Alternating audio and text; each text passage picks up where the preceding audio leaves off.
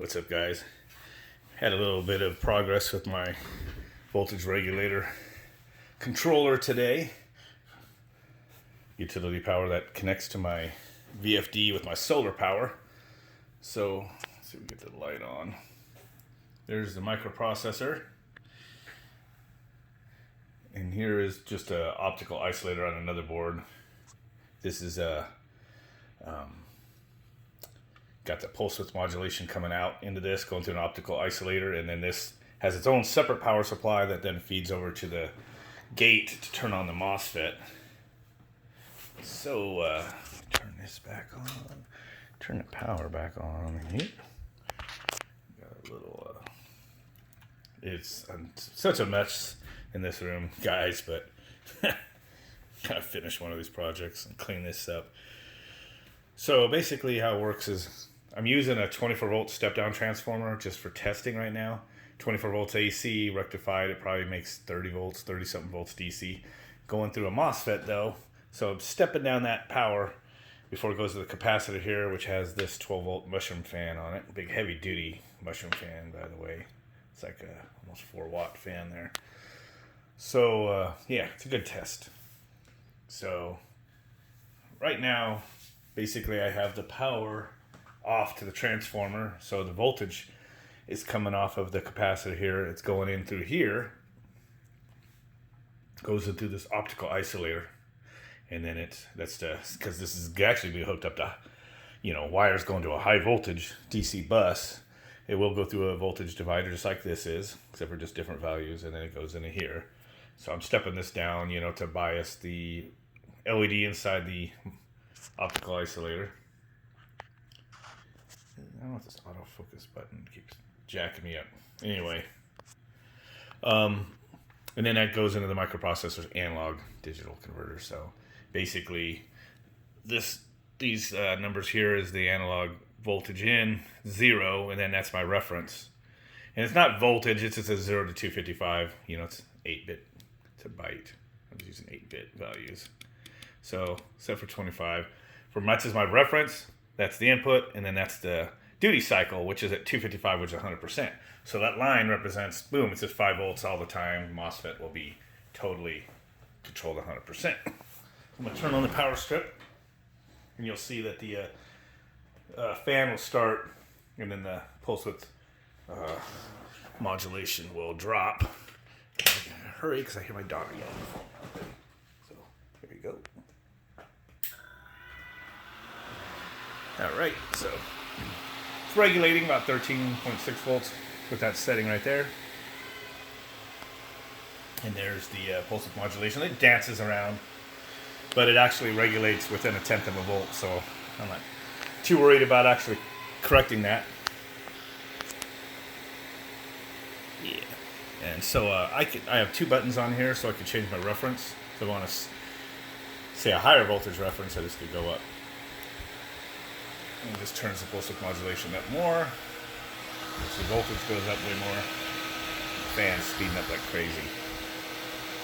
And just slow it down.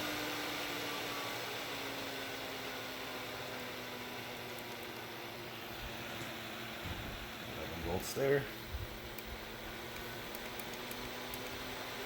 And if I want to save it, I just push the 2 buttons. It saves into the built-in EEPROM. And then when I disconnect the microprocessor, plug it in, it just reads it. And then whatever the last value is, what it loads when it boots up. So I got 12.9 volts there. So yeah, it's pretty cool. So again, this voltage, it's divided down, so it's just a couple volts. 5 volts would be the value of 255, and 0 would be 0. So I got it like less than a volt after the voltage divider when it's got almost 13 volts there. So I could change that, kind of get that value a little higher, probably get a little more resolution out of the processor there.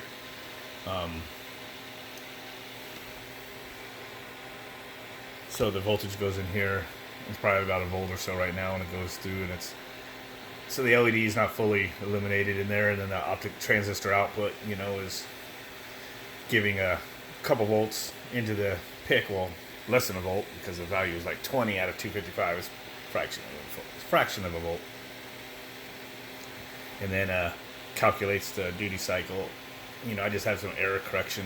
If simple program right now, if the voltage in is less than, you know, the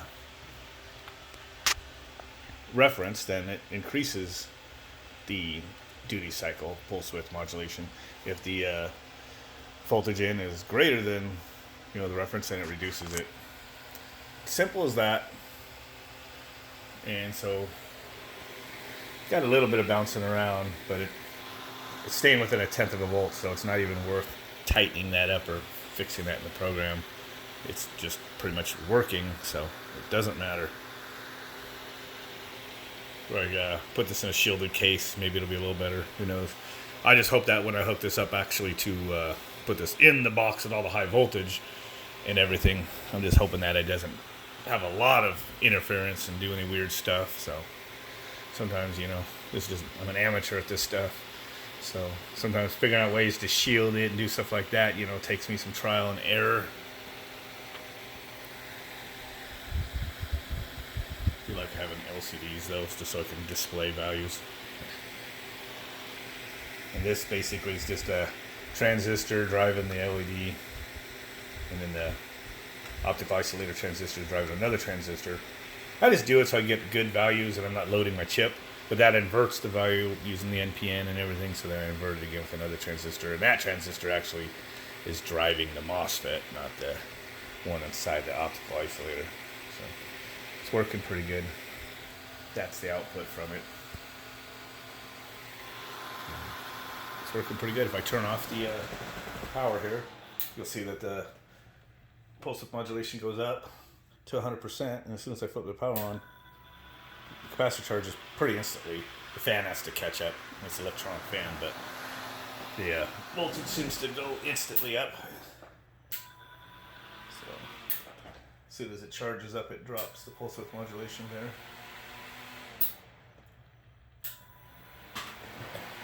Pretty cool. You could get dedicated chips to run pulse width modulation, but they usually cost more than these microprocessors. This is like a $2 microprocessor, and it has analog inputs and all sorts of stuff built into it. They're one of those dime a dozen, you know, pieces of hardware. Pick 16F69. I've been using those a lot for microchip. It's like $2.